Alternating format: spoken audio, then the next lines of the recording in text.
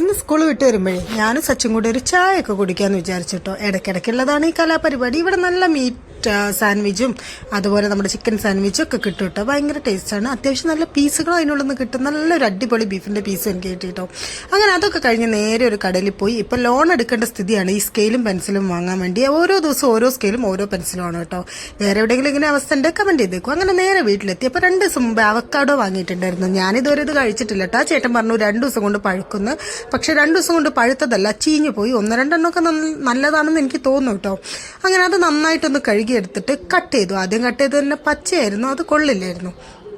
അതിനുശേഷം ഈ ഒരു ബ്ലാക്ക് കളറിലുള്ളതാണ് നല്ലതെന്നാണ് എനിക്ക് തോന്നുന്നത്. ഞാനിതുവരെ യൂസ് ചെയ്യാത്തതുകൊണ്ട് എനിക്കറിയില്ല. ഇനി ഇത് ചീഞ്ഞു പോയതാണോ എന്നൊന്നും അറിയില്ല.